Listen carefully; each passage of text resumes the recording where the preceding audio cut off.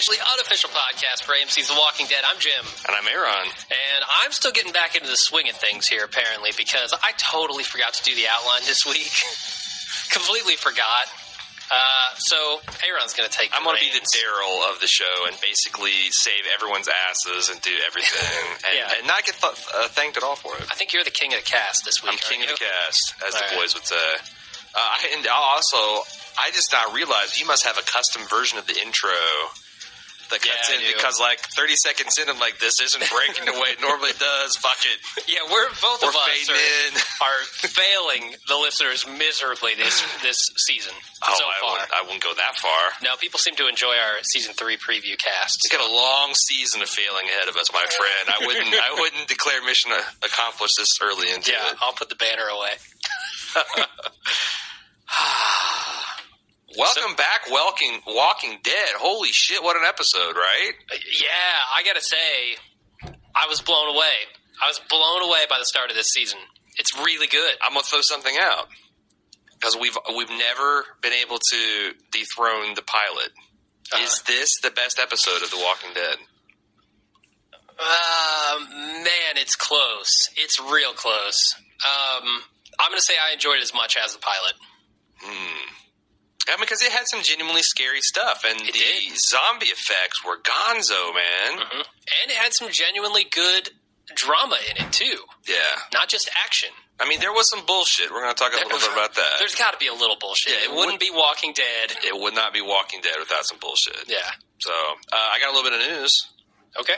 According to Wikipedia, upon its initial broadcast on October 14, 2012, Seed, quote-unquote, broke several records when it reached 10.9 million viewers.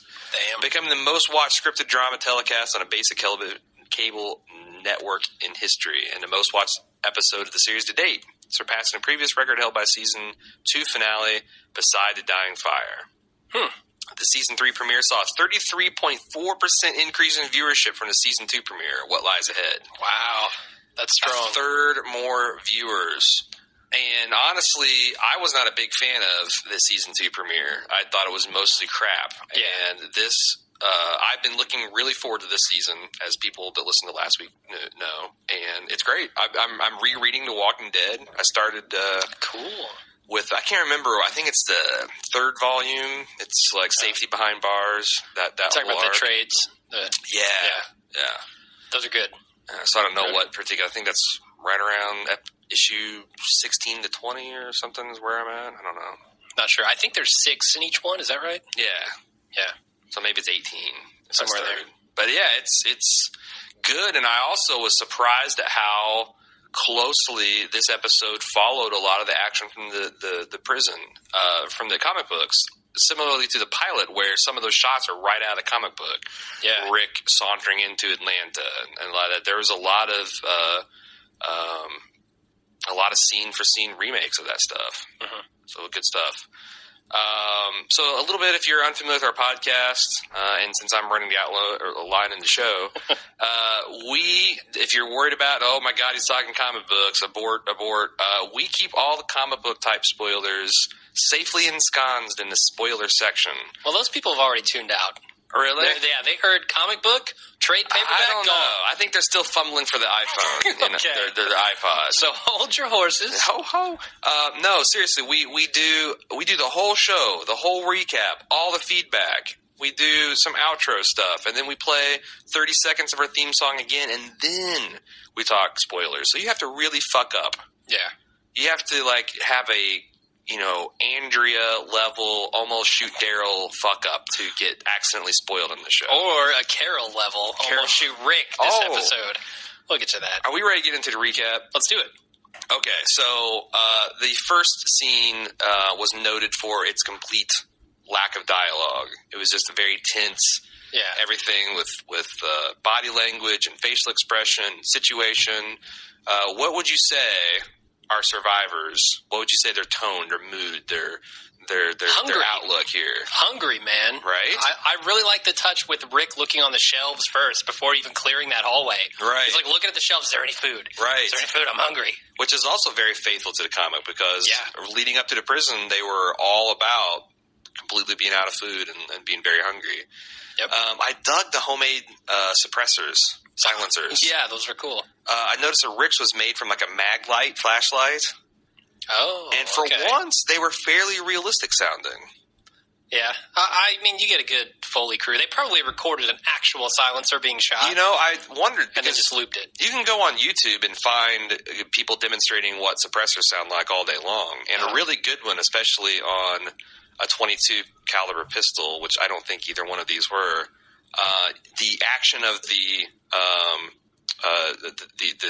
ejector or whatever, the action of the slide clicking back and forth makes more noise than the actual gunfire. Oh, It's wow. kind of freaky. Huh. So I like it. What do you think about Carl being a proto badass?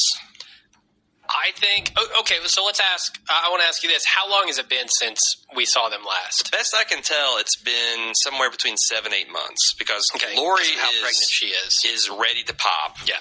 From dialogue. We know they're through the winter, and just based on Rick's man mullet and Herschel's beard and Lori's pregnancy, I want to say it's been somewhere in between 6 and 8 months, probably closer to the 8. Because, I mean, I'm guessing that Lori got pregnant within the first 4 weeks of the zombie apocalypse, and didn't we determine that Rick was kind of back on the scene between week 4 and 6? The timeline is very hazy. It is in the very first two hazy. seasons. It is very hazy. But they're talking about it's starting to get cold, so it's going to be, winter's coming. Yeah, like I'd say mid-October maybe at the climax of last season. So if you give it that 8 months, let's say, I think Carl has. They're on the run.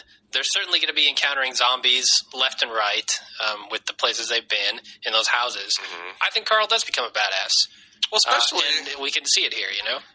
Rick with his Ricktatorship speech, he was basically saying, I'm through coddling you people. I'm giving T-Dog lines. Yeah. God damn it, he's going to speak. Yeah. So everybody got a taste of the T-Dog treatment in the beginning because no one got to speak. That's true. But no, I thought it was great. The group does look hungry. I liked Herschel's 1,000-yard stare at the can of cat food. Yeah.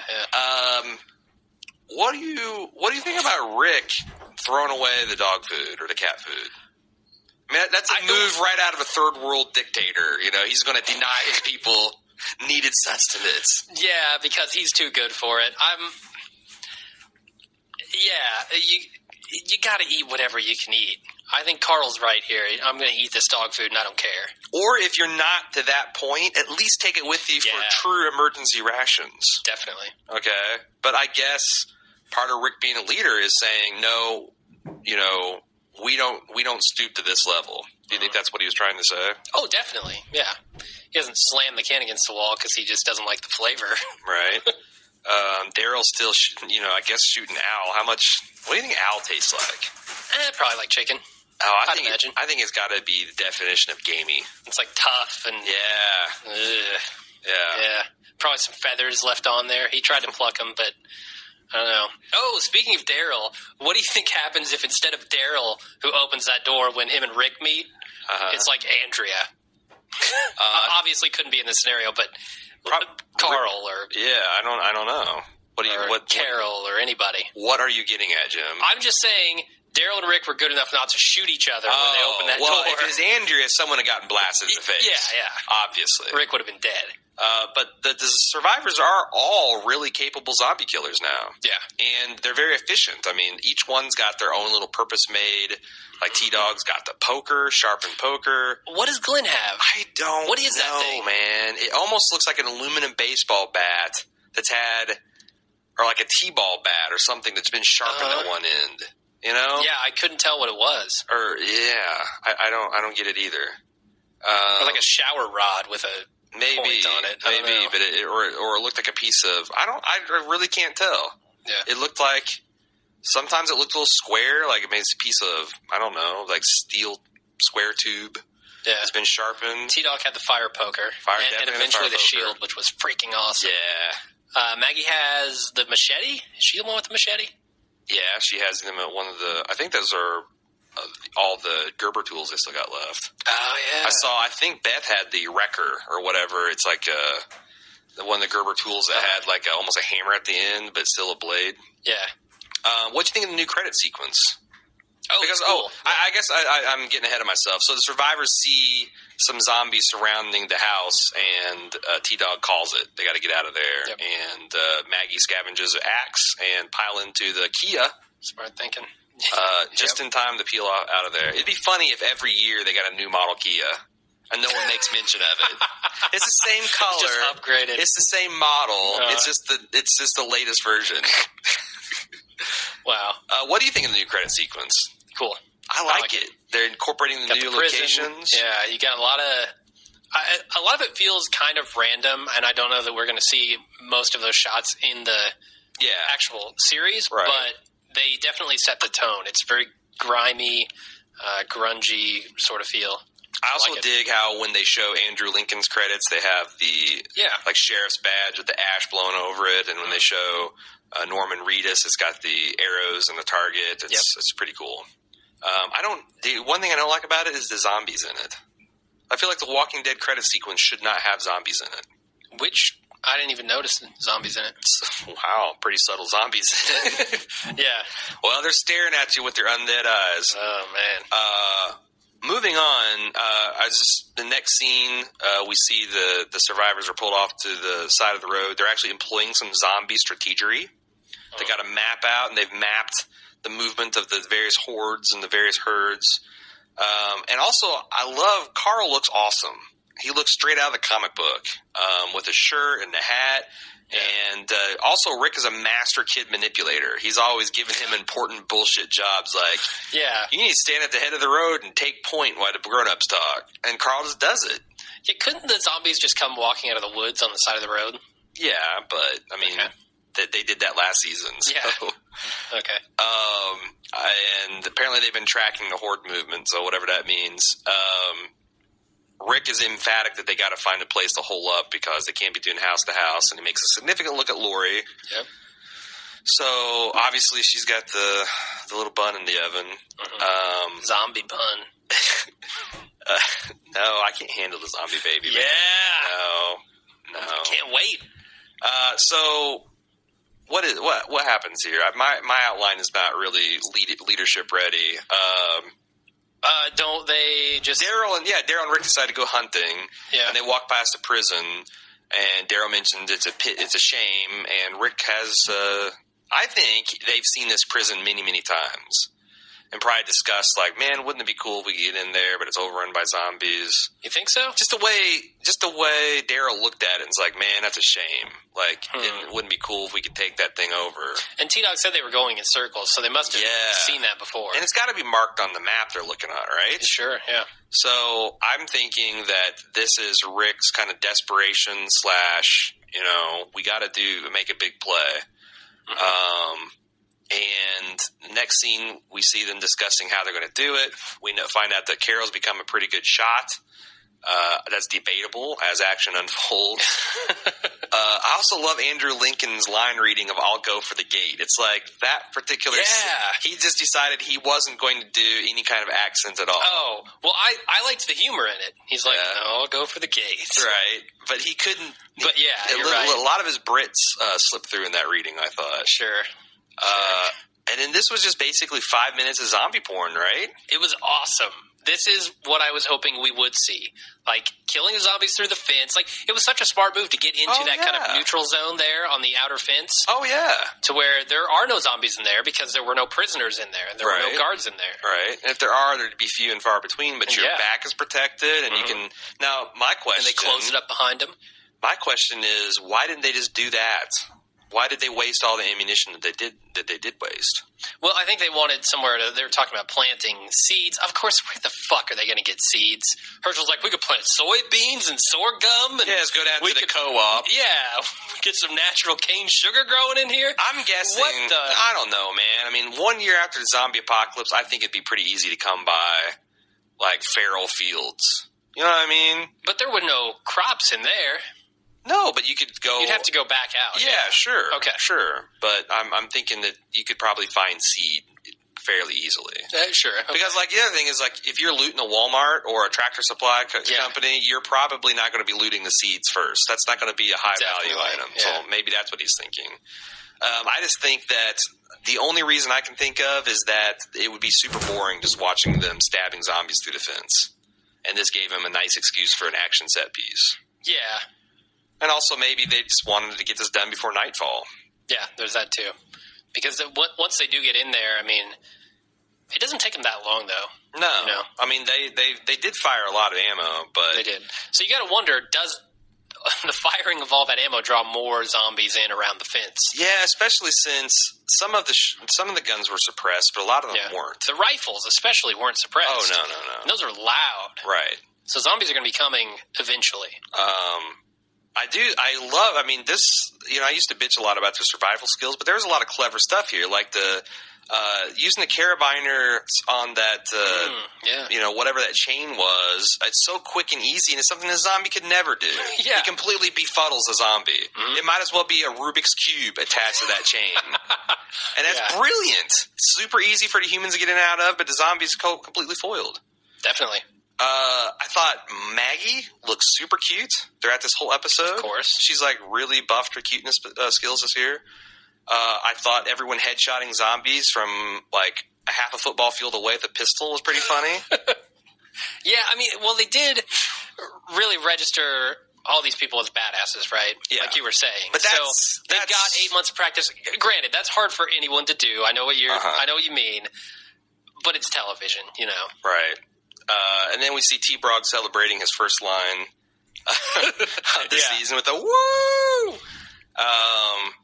So next one, we see the group is gathered around a fire. Rick's on patrol. Let's talk about Rick on patrol. The survivors were planning big about the digging canals and doing farmland. What do you think about this scene? Setting up a bouncy house. So my thing was, Rick's walking around 3 times. Somebody says that's his 3rd time around. I think it's Herschel. Yeah. Says that's his 3rd time around. Right. Hasn't killed a single damn zombie.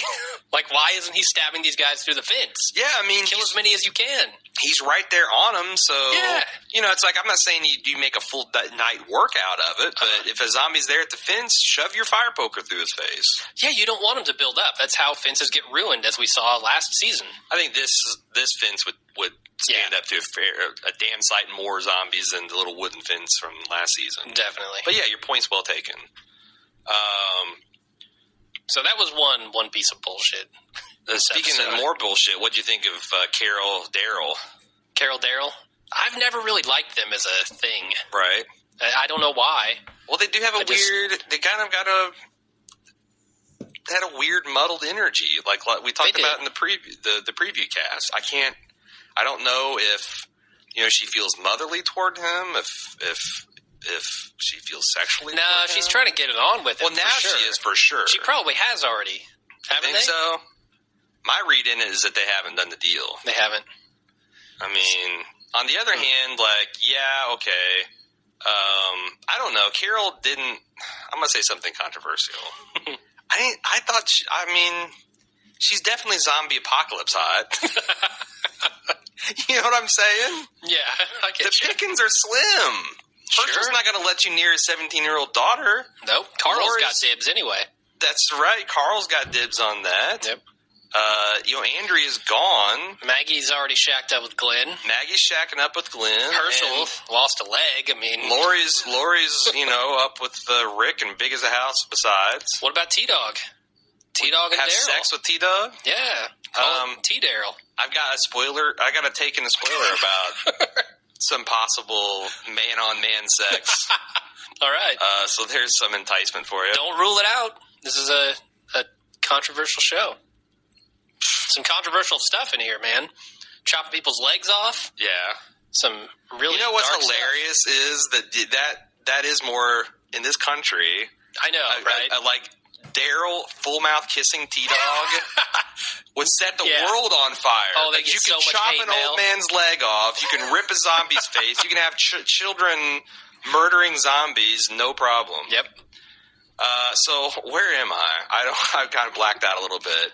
I love Daryl. Rick's speech. No, Daryl, did you catch that thing about his dig on Little Shane? Oh, yeah. About there not being any food. Yeah, Little Shane's got quite the appetite. about Lori's kid. Would they still even be talking about Shane 8 months later? I think Daryl would be digging in. Yeah. Putting digs in. Yeah. Why wouldn't you? I don't know. Anyway, what were you going to say? Let's move to Rick's speech, right? He comes back to the fire. They cajoled Beth into singing, and okay, whatever. That was a nice little moment. But, Rick's saying, this place could be a gold mine. And he says, I know everybody's tired, but we got to push on. And he suggests Can I get some food, weapons? Or no, what order does he say them in? He says something like... It could be food, medicine, weapons. Yeah. All that stuff. I wanted a Rick accent, but... No, I'm doling it out. Fair enough. I'm parceling it out like cans of dog food. Good. Got to save it for emergency rations. So, obviously... He wants to push on, right? As soon as he gets done taking his speech, Lori gets up and decides that she needs to break him by saying they need a break for a few days. The baby's coming, and Rick's like, duh. Isn't this what I'm trying to do? I'm getting a nest ready for the baby. This is a brilliant scene. Can I just say that this is probably my favorite scene in the episode? But why? I actually like a scene with Rick and Lori. This is a first. But just because Rick was not hearing any of it?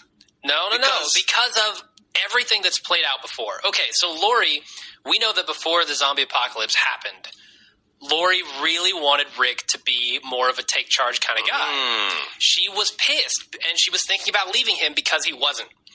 Now she goes to him and she says, you're pushing too hard. You're doing too much. She's turned him into this guy, and now she doesn't like what she's turned him into. It's a complete reversal on Rick's part, and Lori's like figuring out, I don't like what I thought I wanted before. Right. It's just really good. There's so many layers. I think Rick's not the Batman she wants, but she's the Batman she needs. Yeah. All right, that's a good take, I guess. But she's wanting now. The other thing is, I thought the reason he shut her down so hard is that he thought she was wanting to talk about the baby's parentage. Yeah, with Shane and that whole really, stuff. as we find out later in the episode, I think she really wanted to talk about, like, look, if things go bad in the delivery and the baby comes out as a zombie, or I turn into a zombie, or you need to put me down, and I need you to do that for me, Rick. And do you think that's an accurate take on the whole situation? Yeah, you're probably right. I think so. Because he tells her to go talk to Herschel there. Right. So, and that's what she does. Yeah.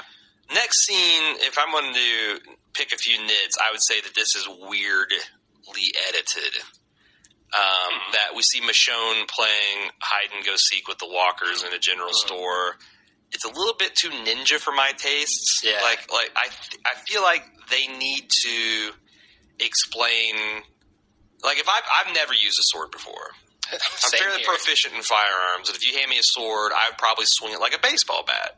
Or a golf club, or, it's like you like a hickory stick. I mean, I think most Americans, you put a samurai sword in their neck, and that's what they're going to do. She's like, doing all these fancy Darth Maul cuts with it, and then doing the flick the Pulp Fiction flick of her wrist, or the Kill Bill flick of the wrist to get the blood off of it. Is that just for cool points, or I really hope they explain why she's such a badass with that sword. Yeah. Because if she doesn't have some kind of background and she's just been wandering the woods, I think it's a little cheesy. I thought it was more than a little cheesy. Yeah. Now, if they can explain it, if they can give her a good background, fine. Yeah. But so far, it's cheesy. A bit cheesy to me. And the other thing about the editing... Cool, but cheesy. is I just wish they'd put that scene and butted it right up against the next scene with her and Andrea. Because as it is, it's literally a 45-second scene of her chopping off a zombie head. We see that the head is still alive, which that was pretty cool. And then it just goes right to the prison. And I thought it was a little jarring. And I don't know why they did it that way. It's kind of like I had a lot of criticism for not The Walking Dead. The Game of Thrones the same way, that it's like, hey, don't forget about Dany. Here's a 30-second scene that means nothing in the overall arc of the episode. Instead of saving them all up for, a nice, meaty 15-minute scene over the narrow sea, they just kind of like, hey, don't forget about this person and this person and this person. And I hope they do that better moving forward. Yeah, but you're right. That's what it is. Just don't forget. Splitting the party is a very good idea from a dramatic perspective, but I just hope they keep the threads a little bit better than that. What else we got? So the next scene is really badass. It's the survivors going into the inner sanctum, and they're going to unchain the fence and push on in. Man, T-Dog picked up that shield. Yes. And there was a cheer that went up at the Bald Move headquarters. There was. Because you'd called it. You're like, I hope it's T-Dog with the shield. Yeah. And we're like, yeah. We got armored zombies. Cool. We got a zombie with the gas mask, got his face ripped off and his bare skull. The effects in this are so good. That was disgusting. Yes, it was really gross. And it's the skin just peels right off. So cool. Yeah. Now, I got to say that I'm kind of fuzzy about the logic for pushing on into the prison because they completed their primary objective. Safety, right? Complete, total safety. They could sleep without any worries that night. I guess, but it's like I feel like there was a shot missing because Daryl said something about the wall or the courtyard or, having one girl in plain clothes I don't think is evidence that there's a massive zombie breach, right? Oh, so you didn't get... I don't understand. So what happened It's here? almost like they looked around and like, oh, we can't stop here. It's like, can't stop here, it's backcountry. Well, it was the buildup of zombies over on the other side of that fence. The second fence that they closed, there was some sort of breach in the outer fence because... Was there? There had to have been, is what they're saying. Because there were more zombies in there than there were before. I don't know. I was just a little fuzzy about the survivor logic. Not to say there's not to say there is a plot hole there. I just didn't get it. So anyway, the atmosphere inside a prison was awesome. Yeah, the echoes, the kind of dark shadows, the dripping water. It's just such a great set and such an amazing upgrade over to Farm. Oh my god! Where the biggest drama was, I'm not going to cut zucchinis like all you women. They're cucumbers. Yeah, cucumbers. Yeah, that's right. Zucchinis actually would have been something you'd eat. Oh boy. Anyway, again, this is why I have high hopes for season 3. You look at that prison set and you're like, whoa. Oh yeah. This is an adventure waiting to happen. I also love, the survivors start kind of settling in, and Carl's going to just shack up with Beth. Until Herschel ruins the party. party. Runs in there and regulates. Yeah, he's eyeing that top bunk, isn't he? Yeah. He's like, He's like, son, have I handed you a pocket watch yet? GTFO. I'm all out of pocket watches, son. Right. I got one last daughter, and I'm all out of watches. I came here to do 2 things. Preserve my daughter's virginity and hand out pocket watches. And I'm all out of pocket watches. Oh, God. So going over to Glenn and Maggie, Glenn's quote-unquote checking Maggie for scratches. It's just an excuse to get her naked. Yeah, well, certainly.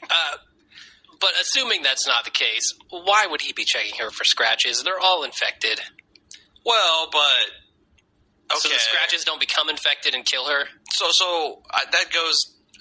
we had a lot of talk about this on Facebook, and we get a little bit about this in the listener mail, but my take is that the actual scratch or bite doesn't kill you. It's the disgusting infection you get from a scratch or bite. Like if they got tetanus and died from that, it'd be the same thing. So it'd be like you got scratched by a rusty nail.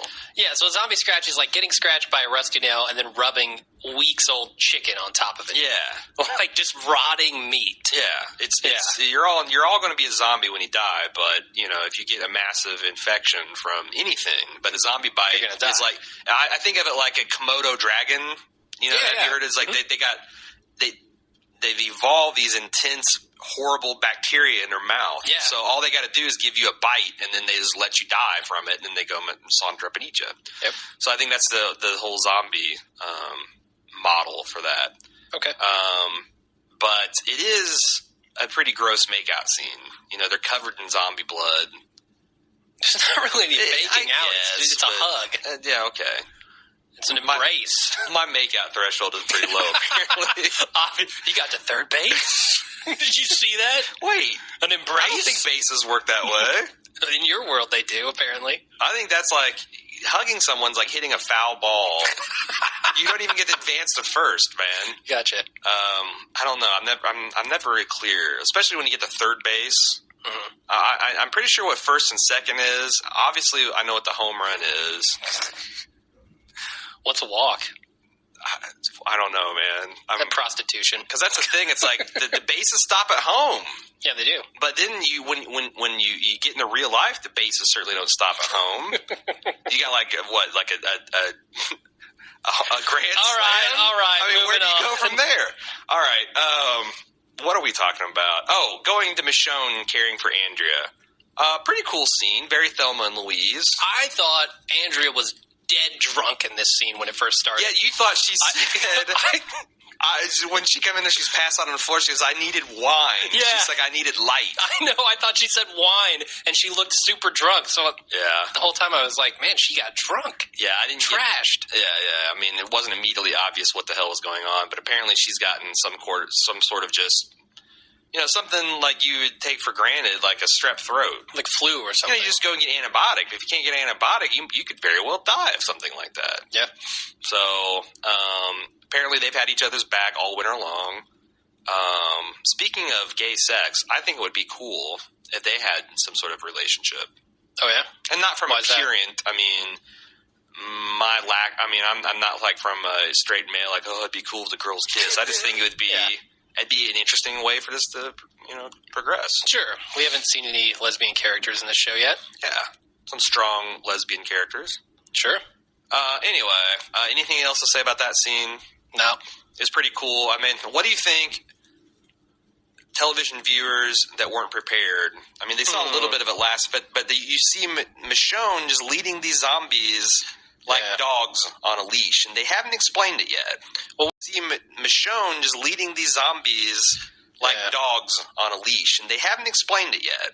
Well, when she walks into that building to go check on Andrea, you see like a good close-up of them. You can see their jaws are all removed and their arms are removed. Right, and they're just chilling there. Yeah. So I don't know. If I hadn't heard of that character before I watched this, then I probably would have been like, wow, that's crazy. And it is pretty badass because when she steps out, and walks through the zone of lumber or whatever the hell that was, she kind of like looks behind her and gives her an annoyed like yank on the zombie's chain. Like, come on.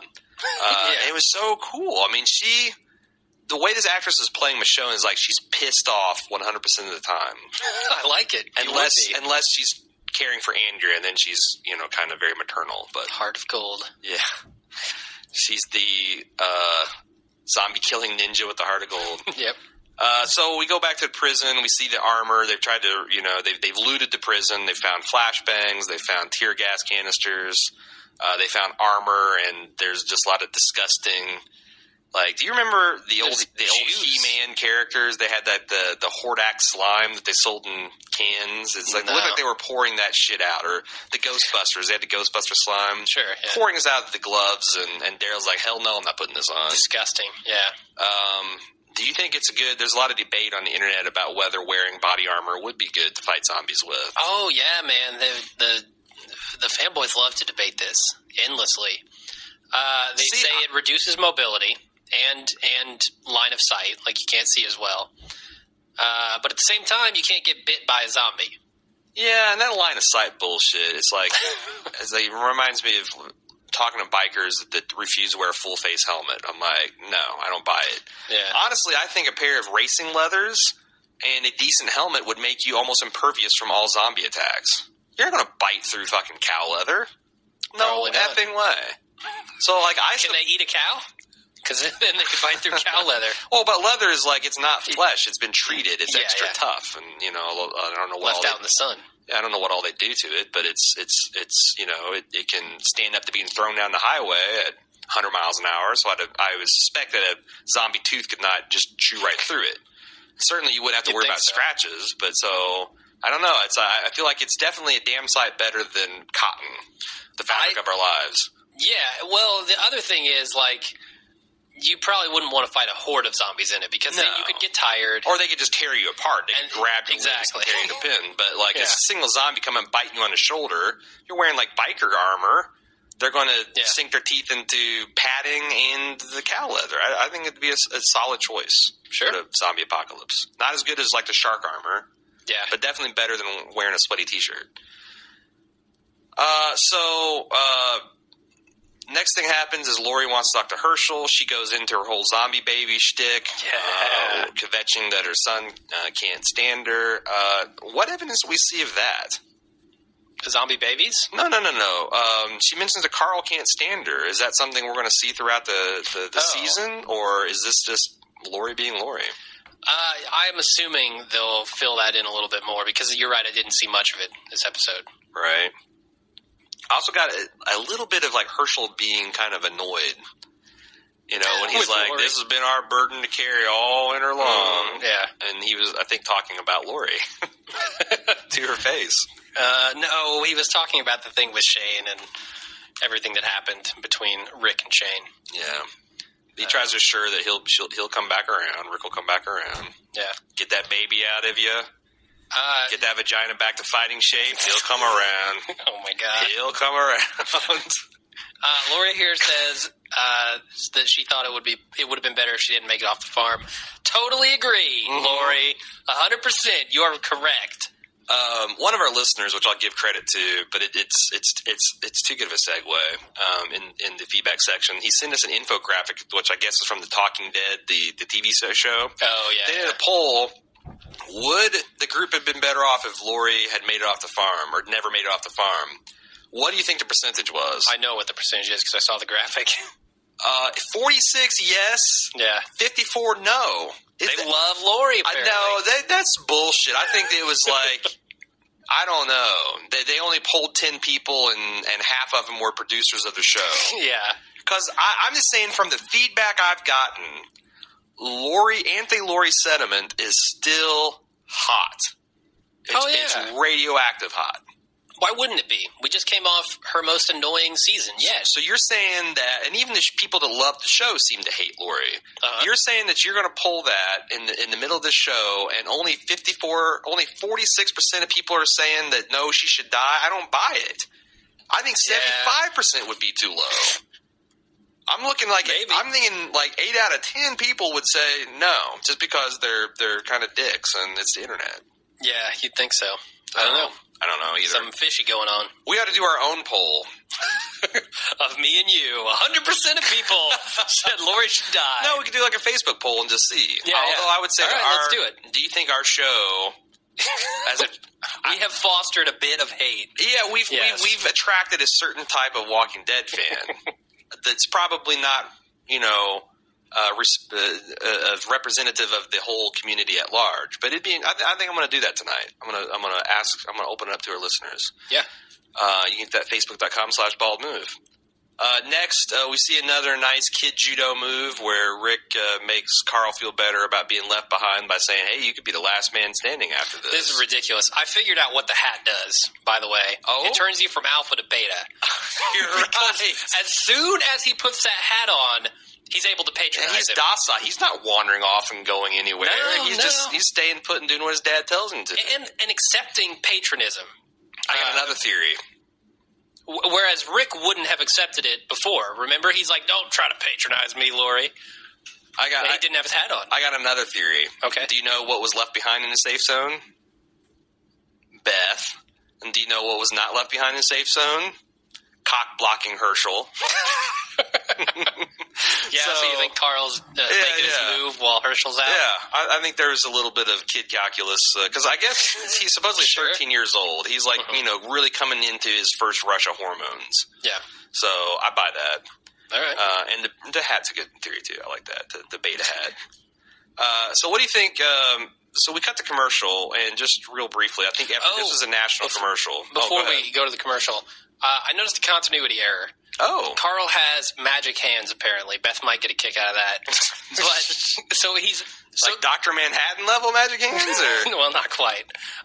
So he's talking to Rick, right? And he's got this helmet that he was trying to put on. Mm-hmm. He's got that in his hands.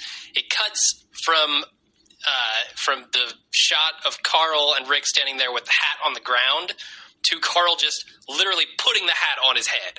Okay. Without moving, without ducking down to get the hat, he somehow has it in his hand. So he was able to reach down to the ground, lift the hat, and put it on. That's slicing the cheese pretty thin. No, I'm telling you. Total continuity error. You could see through that cheese. You could use that cheese slice like a window. Go watch it, man. It's obvious. Okay. What do you think about this Run for Your Life Zombie 5K? There's one in our area. Sounds cool. Do you want to do it this year? When is it? I don't know. Is it a yearly thing? Because I know we missed last year's. Yeah, I think it is a yearly thing. It's literally in our backyard. All right, let's do it. Okay. And did you hear about this other thing? Let's get our listeners to go with us. Did you hear about this other thing they're doing local? No. It's a hayride, but they give you paintball guns and you shoot people dressed up as zombies on the trail. Awesome. But yes, that is very cool. But the volunteers that must suck because hitting my paintball gun hurts, man. Yeah. And are these zombies wearing like plexiglass face shields? Because if not, they could get their eye poked out. The ones that I saw, they were wearing what looked like masks, like zombie masks on top of paintball masks. Oh, yeah, that would work. Yeah.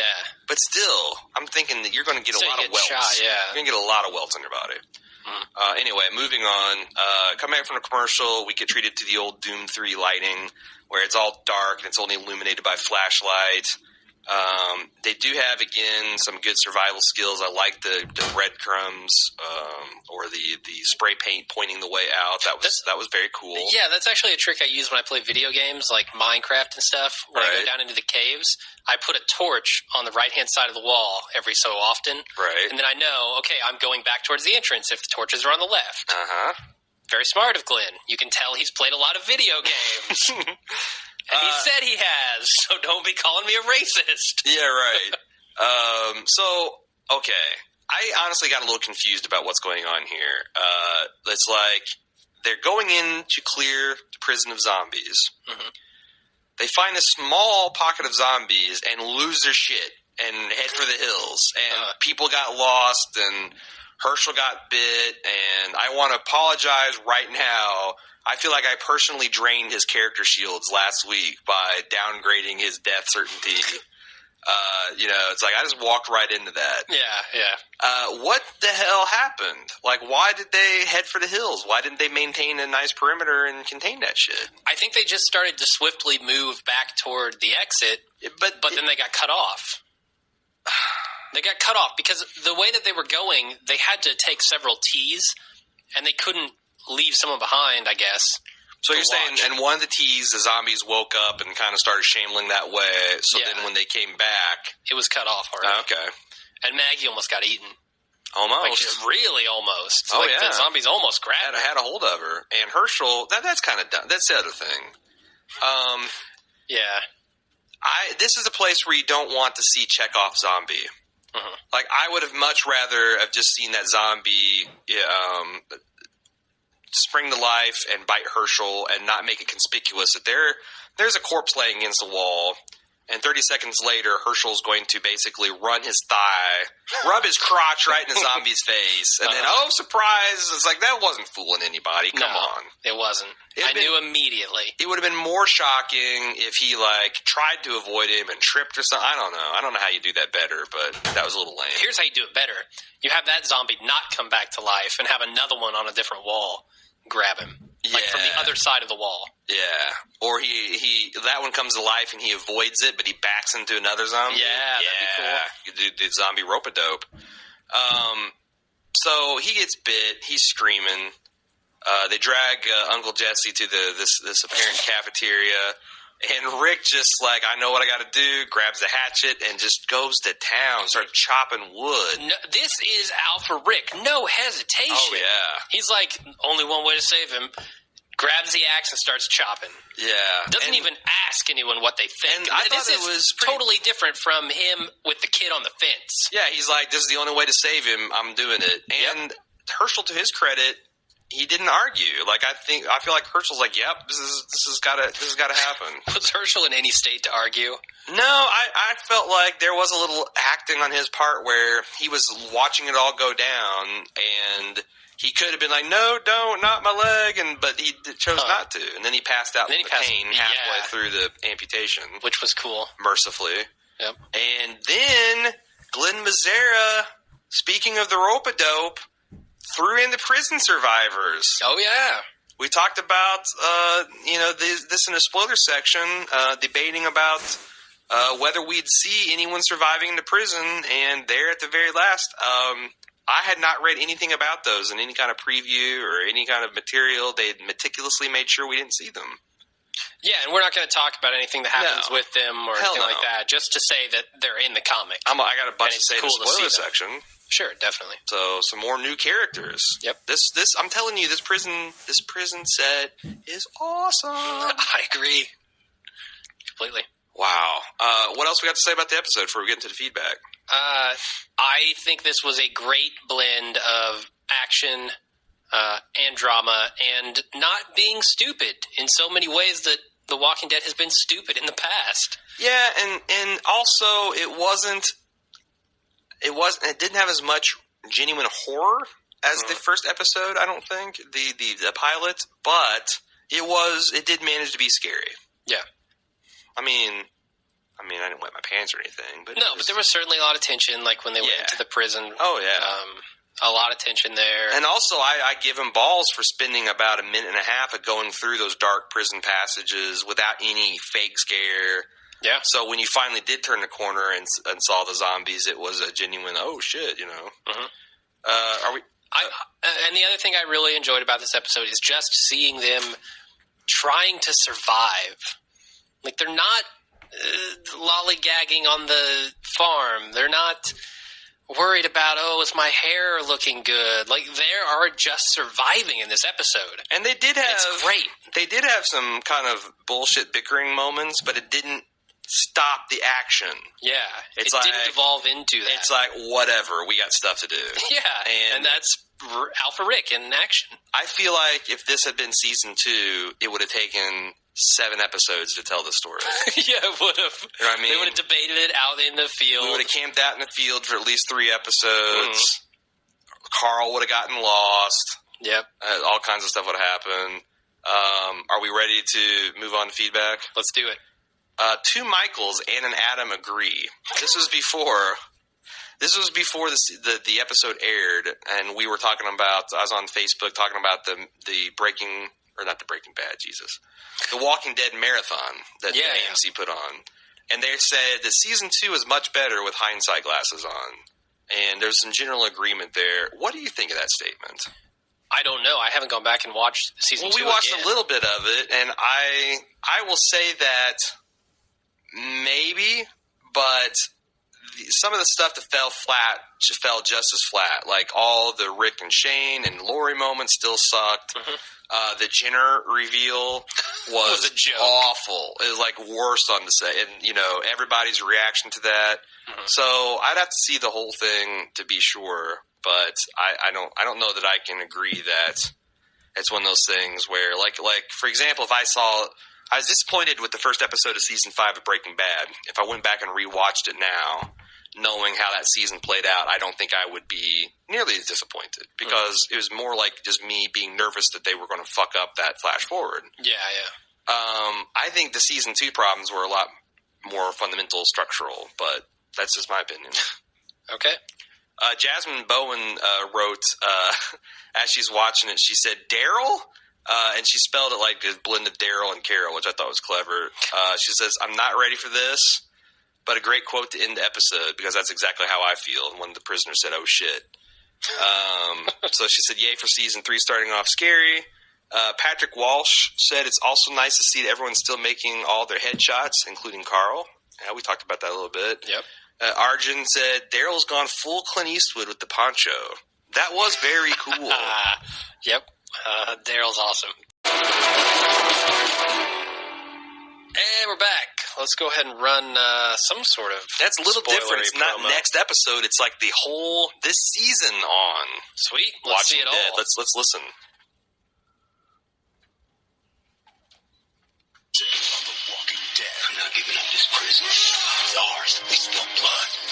What's coming? You're not prisoners here. You're guests. I don't trust him. All we do is run. Don't do this. How the hell can this be happening? Destroy our community. How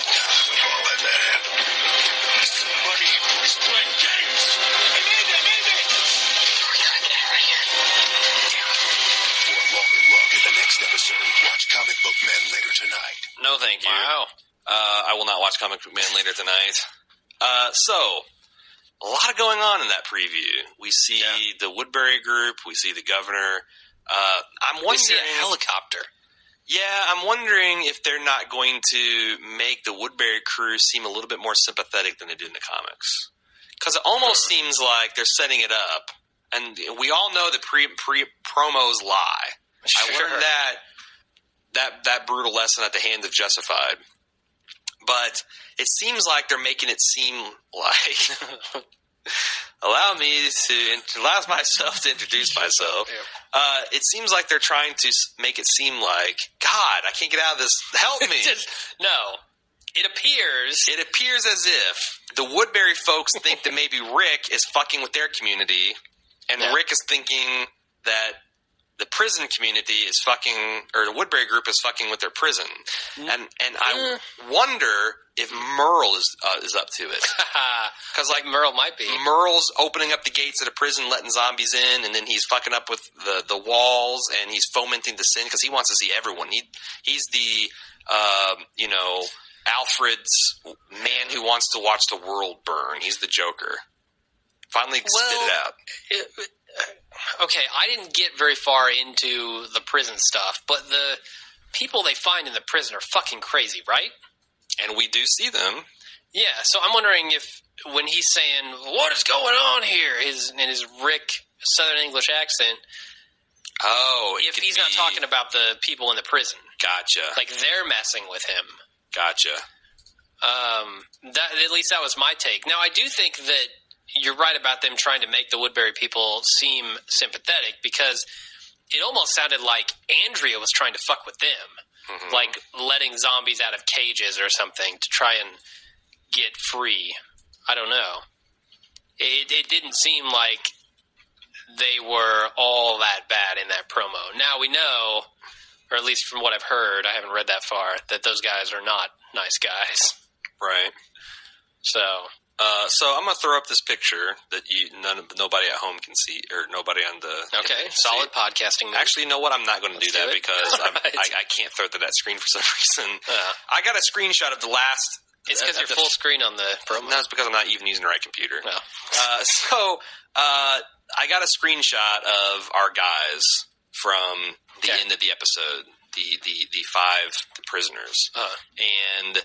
I got an article that someone sent. I think Jesse B sent us an article to Reddit that talked about this, but then I found an interview with Glenn Mazzara where he talks about, who these guys are and how they relate to the characters from the comics. And I'm going to share that with everybody as soon as I get this thing thrown up onto the next screen, and I did it. All right. So in the comics, there's 4 guys that survived the prison, and I honestly don't know what all their names are. One of them's Axel. One of them is one of their names is Andrew. One of them's Thomas. So according to the credits, these guys are from if you see the screenshot or if you're watching the episode and you got it paused. The big guy at the extreme left is called Big Tiny. Okay. The next guy over holding the claw hammer is named Oscar. The next guy in the middle with the fantastic mustache, he's the guy that says "Holy shit," I believe, is Axel. Next, the little guy with glasses is Andrew, and the other guy in the white wife beater is Thomas. Okay. So now in the comic book, you've got Axel, Dexter, Andrew, and Thomas. And the one thing we know about, and again, this is super spoilery. So if you're a comic book reader, you already know this. If you're a television show listener, you should shut off now if you don't want to know this. Big Tiny is pretty much just made up. He doesn't exist in the comics. I think that the Oscar character is supposed to be Dexter. The big black dude from the comics that everyone thinks is the murderer because there's some murders that happen in the prison and everybody picks us. He's the one that is a self-confessed murderer. Axel is the biker who's a pretty decent guy from the comic books. Andrew in the comic book is Dexter's lover, his boyfriend, and he's an ex-drug addict. And Thomas, who in the comic is a squirrely little white dude, nerdy white dude, he says he's in there for some kind of accounting fraud. He's actually a serial killer. Yeah. He's the one that's actually doing the killing. The way that Mazera has cast this, we really have no idea what of these roles they're playing, if any. You know what I'm saying? Okay. Yeah. And in this interview with him, he says, I'm going to read the full thing. He says, this group of prisoners saw the outbreak happen in the prison almost a year ago, and guards were turning on prisoners and prisoners were turning on guards, says Mazera. Imagine a zombie movie set in prison. These are the sole survivors of that movie. They've been locked up with each other for almost a year, and now suddenly they're freed by Rick and Daryl and the group and have no idea what's happened to the rest of the world. Part of her thinking was there's so many people during the Katrina disaster that were trapped. There's this one hospital where people were trapped and just waiting for help. That's who these guys are. They've been waiting almost a year for help, and help never arrives. And they end up meeting Rick and the group and being set free, and they have no idea what's happened out there in the larger world. So in a way, they're sort of like Rip Van Winkle, waking up in the middle of a horrible apocalyptic nightmare. Mazera said this about each individual characters. Thomas, played by Nick Gomez, and he's the little guy in the wife beater. It says Thomas is the leader. Thomas is the alpha male. He's the one who's in charge, and he's the one who's set the rules, and he did before the apocalypse. He's been doing that since, and suddenly here's Rick telling him, this isn't even your prison anymore. Thomas is not going to stand for that. Andrew, played by Marcus Moore.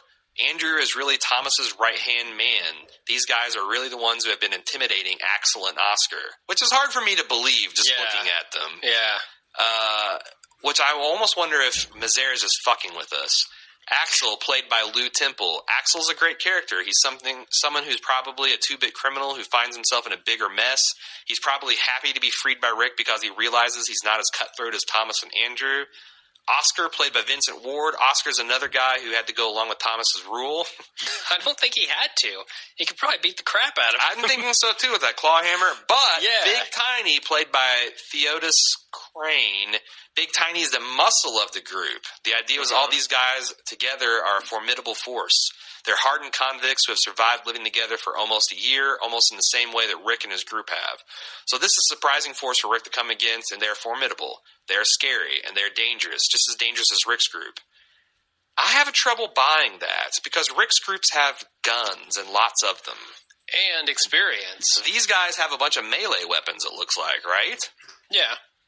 So... And they haven't been out zombie hunting for the last year. They've been holed up in a prison eating rations from the kitchen. Yeah, although it's kind of, what would that, I guess if you're a prisoner, you've been training your whole life for this scenario. You stayed in the same cell and building for years and years and years, Sure. so it wouldn't be that weird. But still, I like the idea of what they're going, and I like the fact that they've mixed this up so much that I just can't predict what's going to happen based on the comic books. But I have a little bit of concern about how believable I'm going to find, this guy and this guy intimidating this guy. Yeah. A Big Tiny is a very large dude. Yeah. To be intimidated by a couple of schmucks who are half his height. Yeah. So. And half his weight. What do you think about all that? I'm going to give it a chance. Wait till it plays out. But Thomas is going to have to be a badass in some other respect than stature. Like one of those guys that's like almost a psycho. Yeah. Like he'll just cut your face as soon as look at you. Because that's the thing. It's like I feel like, and I don't know if this is real life because I'm not a gangster. I know this is a big confession time. I'm not a gangster. But, it's the Joe Pesci effect.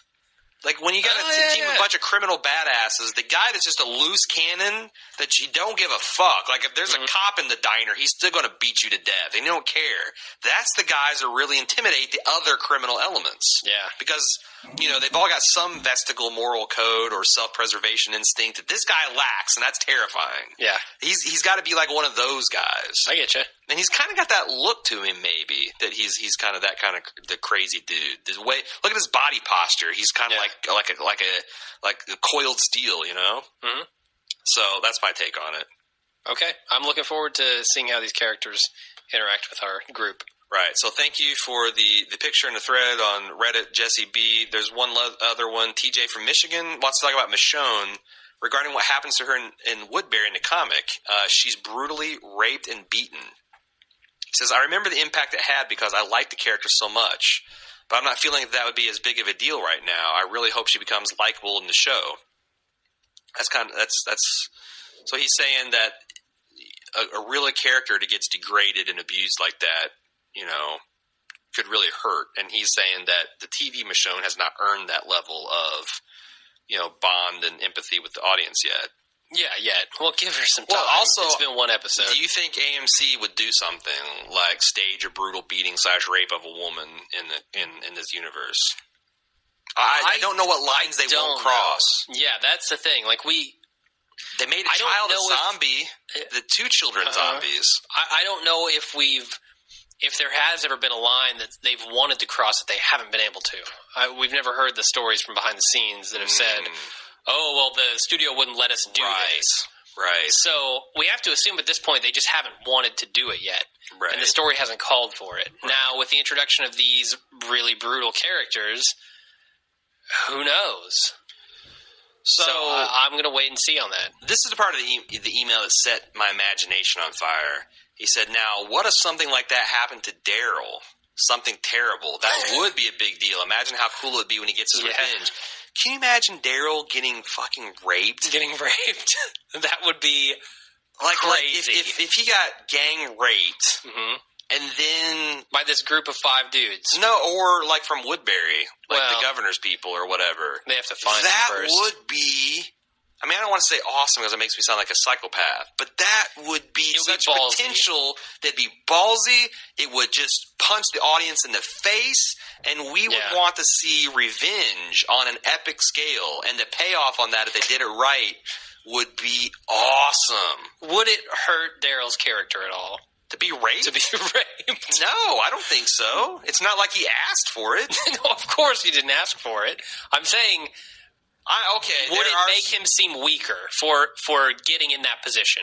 There are probably people that would make that argument. I think that's a very superficial, viewpoint to have. And it's kind of like when Marcellus Wallace got raped in Pulp Fiction. Did you think, oh, what a pussy? No, not one bit. No, and you're like... that guy has been an evil character thus far, and you still wanted to see him get medieval on that hillbilly rapist ass. You love to see that. And I don't have 1/10 of the affection for Marcellus Wallace that I do for Daryl. Yeah. I'm like, man, if they've got the guts and the foresight to do something like that and switch it around, because they are playing like Walking Dead remix on this thing. Yeah. I don't know. I really hope they go balls to the wall this season. I feel like we're going to get a lot of feedback. It's going to be mixed of that's the fucking stupidest thing I've ever heard and fuck yes. Yeah. Because when I read that, I was just like, wow, that would be... Not a lot shocks me and gets me going on television, but that would be... Like, I would be pacing, waiting for the next episode to see Daryl get these fuckers. Yeah. So, there you go. That's all I got. You got anything else to talk? No, man, that's it. Feels like a good cast. Yep. Feels like we got the people what they wanted. Well, I think so. All right. And that's it. We got 12 more episodes to punish the listeners. Yeah, what were we saying in the beginning? What? The beginning? You said something in the beginning of the cast about punishing the listeners or taking it out on them or rust. I don't know. Our rust is going to be like a tetanus wound that gets infected and lockjawed. That's how I feel right now. We're getting out of here. I can say whatever the hell I want in the spoiler section because probably not 1 out of 500 people listen to it. No, they shut it off already. Nope. All right, that's it. Thanks, everybody, for listening. All right, see you next week.